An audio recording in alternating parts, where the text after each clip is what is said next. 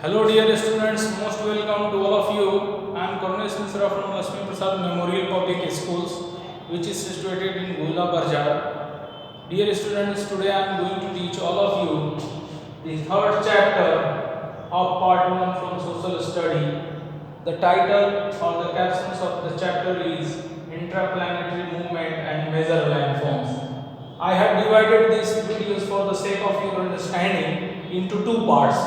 In first parts, we shall study about the movements of the earth, formation of the major landforms, formations of mountains, and in the second part of the video, we will study about the earthquakes, measuring earthquakes, and volcanoes.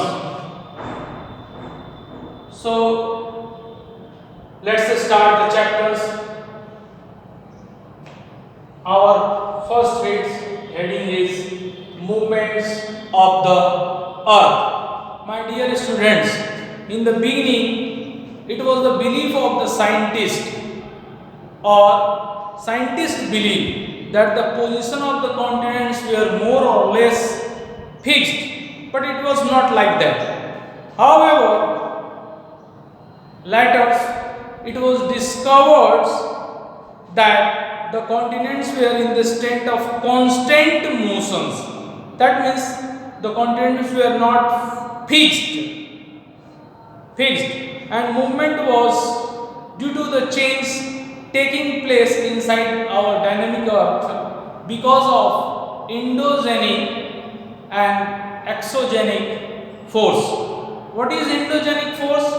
The force which causes movement inside the dynamic earth is called endogenic force, and exogenic force is the force which causes of the formations of various kinds of lands over the surface of the earth because of the natural agents, water, winds, sunlight, etc. In these headings, in the book of the origins of the continent and ocean, Professor Alfred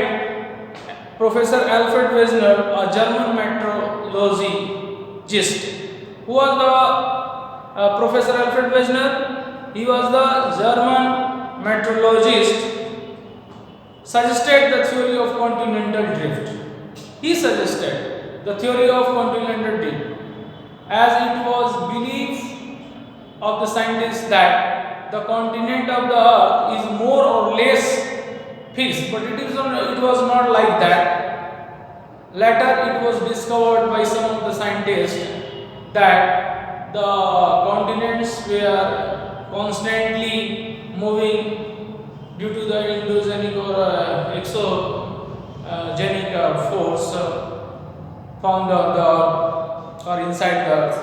In the book of Alfred Wegener, we comes to know about the theory of continental drift. All the continents were once joined together. My dear students, all the continents were once joined together. As you have studied in your previous classes, that there are 7 continents found on the earth. The largest one is Asia and the smallest one is Australia. You have studied, and our country India lies in the south of the largest continent, Asia. So in the book of Alfred Wegener, we come to know about the theory of continental drift.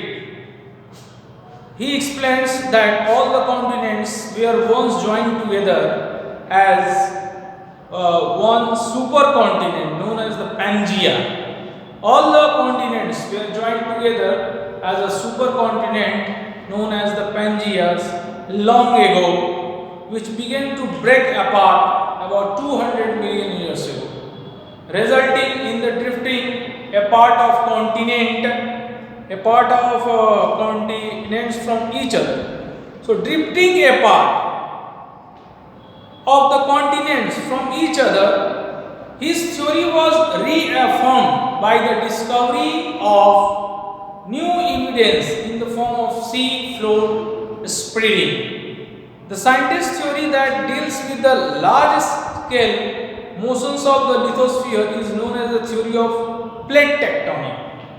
So this theory also came into existence after the theory of continental drift, which was suggested by German meteorologist Professor Alfred Wegener, and this theory is the theory of plate tectonic. As you have studied about the lithosphere is the outermost layers of the earth made up of solid surface. According to this theory, the lithosphere is divided into several large as well as small irregular shaped or plates. These can be continental or oceanic in nature. It is generally felt that these are floating.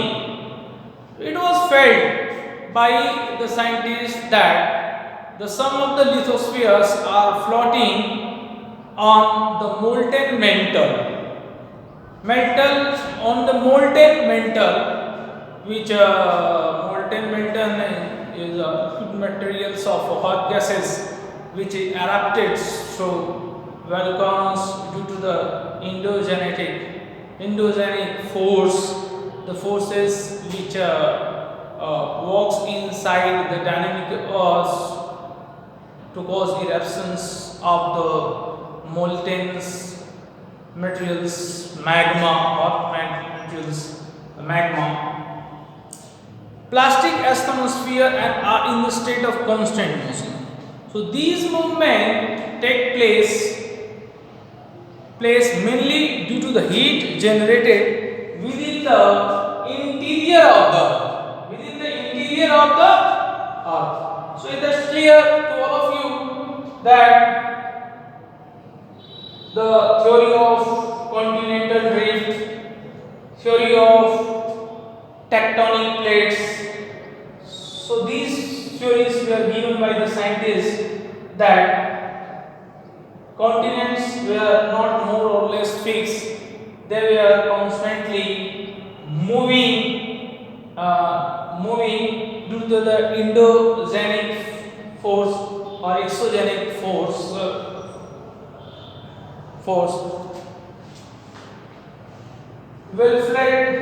Alfred Wegener, a German meteorologist, has suggested the continental theory, drift of continental theory, and explains that the outermost layers of the earth, which is lithospheres, moves on the molten metals or the plastic atmosphere and are in the state of constant motions, and these movements take place mainly due to the heat generated within the interior of the earth. The surface of the earth is constantly undergoing changes. It is not same as every year or every time. It is constantly going under changes due to the external or exogenic force that originate outside the Earth's crust. First instance, through erosions and deposition by agents like wind, water, etc. are responsible for the formation of different kinds of lands over its surface due to the exogenic force. The internal or endogenic force originated within the Earth's crust or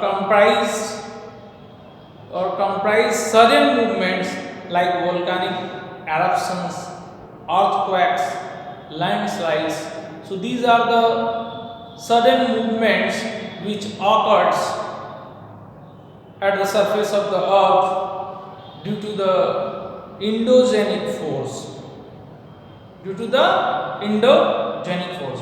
So I think, my dear students, it's clear to all of you that the continents were not, it was believed of the scientists that continents were more or less fixed, but later it was discovered by the scientists that continents were constantly moving due to the endogenic force.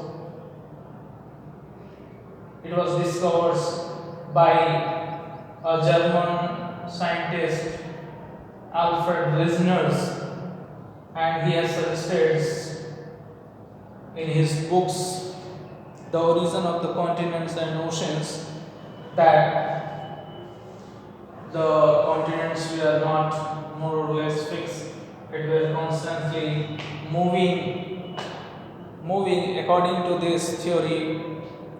According to this theory, continents were once joined together as a one supercontinent known as the Pangea.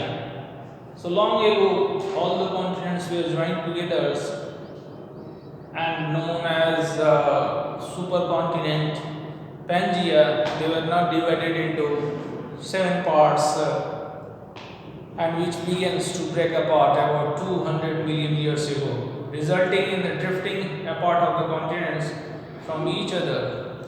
So his theory, the theory of Alfred Wegener, was reaffirmed by the discovery of new evidence in the form of sea floor spreading.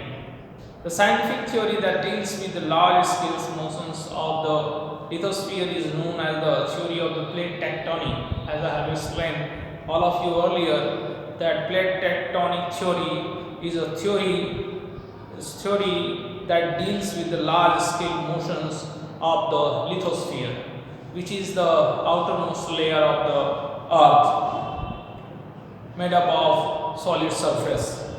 And the lithosphere is divided into several large as well as small irregular shaped plates.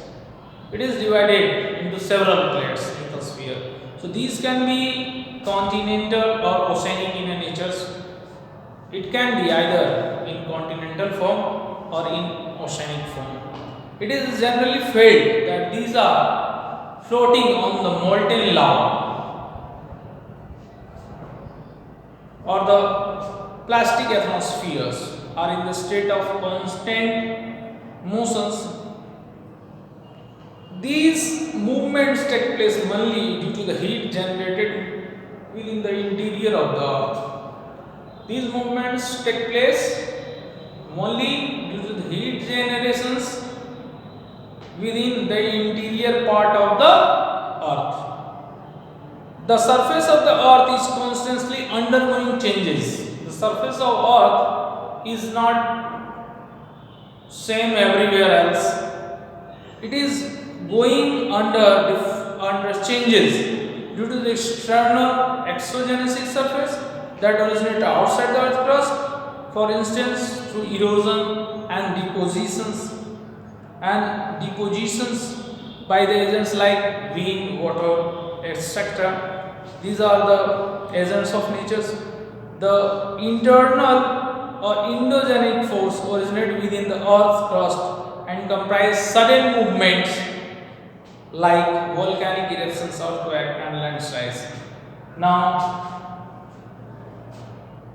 we shall study about the second headings, formations of major landforms. So students, by going through this heading, you will know about the reasons of the formation of different types of land over the surface of the earth. Motion of the lithosphere causes the earth's movement to be slow, resulting in the formations of continent, oceans, beds, mountains, plateaus and plains, as well as sudden earth movements. So lithosphere causes the earth movements to be slow. Earth movements to be slow in the formations of continent, ocean beds, mountains, plateaus and plain, as well as certain Earth movements due to the volcanic activities and earthquake. So, due to these activities, volcanic and earthquake, Earth's movement has become slow, resulting in the formations of continent. So let's now try to understand how these plates actually move and affects the geography of our planet. So let's just now try to understand how these plates actually move and affects the geography of our planet, the Earth. Geologists know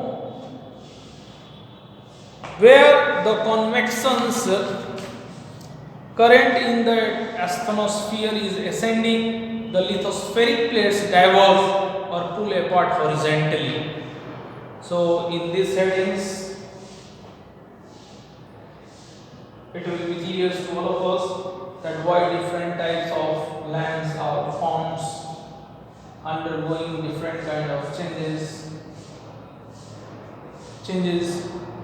So first reason is at low-lying places on the ocean floor, new rock material rises to reach the surface of the earth. This sea floor spreading leads to the formations of new lithospheric material, continents and ocean basin. So this one is the first reasons of formations of the lands or the surface of the earth. Second one, wide rifts may sometimes be created as the San Andreas Fault in California, USA, the place where the convection currents in the asthenosphere descends, the lithospheric plates above it converge or move horizontally towards each other. So this one is the second reasons of formations of different kinds of land on the surface of the earth. Now I am going to mention the third reasons of formations of the lands on the surface of the earth. Third reason is when two oceanic plates converge or collide with each other or collides, one is pushed under the other, leading to the formation of deep sea trench, such as the Mariana Trench in the Pacific Ocean created due to this.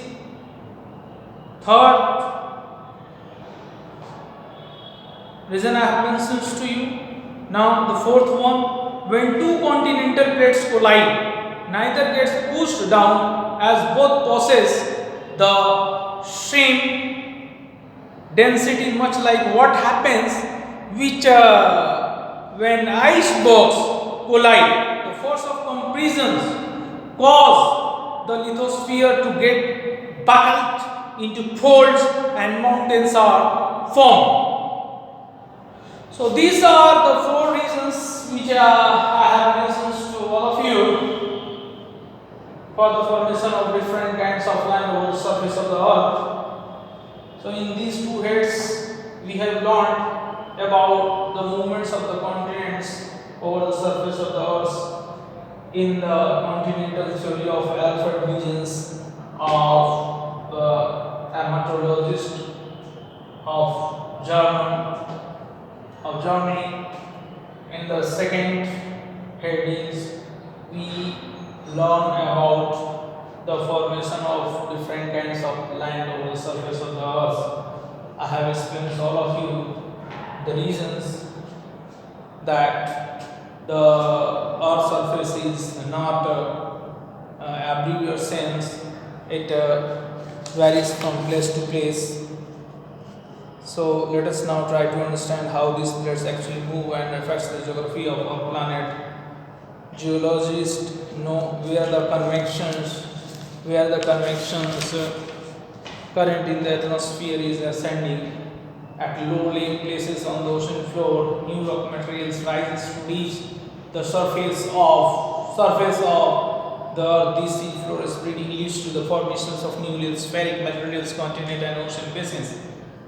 Now we are going to study about the formations of mountains. So let's start. Let's begin the topic formations of mountains.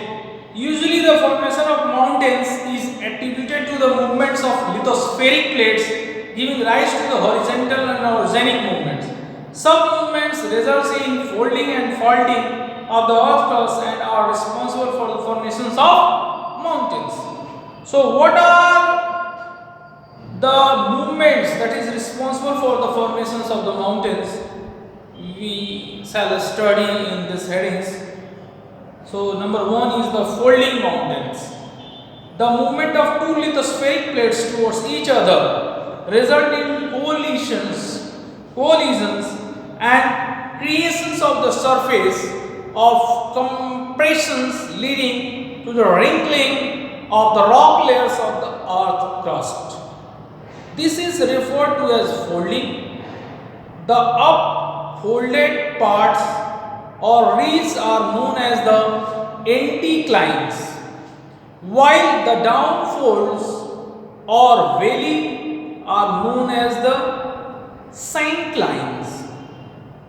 Most of the world's largest or greatest mountain chains have been formed in this way. So the upfolded parts or ridges are known as the anticlines and downfolded or valleys are known as the synclines.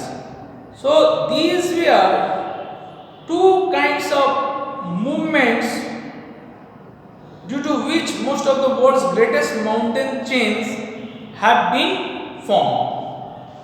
Mountains like Appalachians in the USA, the Urals in Eurasia and Aravallis in India were founded millions of years ago due to horizontal flow movements are example of the old fold mountains.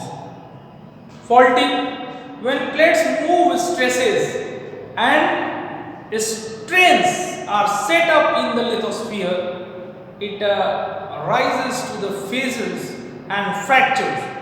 So these causes large scale displacement of the rock structure, which is known as the faulting.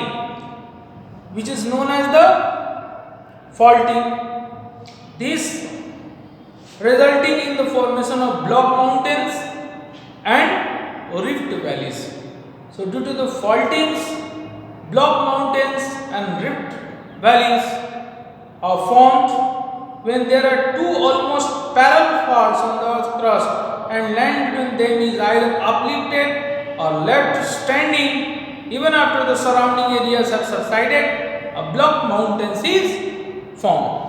So these are the movements which is responsible for the formation of different kinds of mountains over the surface of the earth. That's all in this video. Thank you for listening, all of you. More in the next one.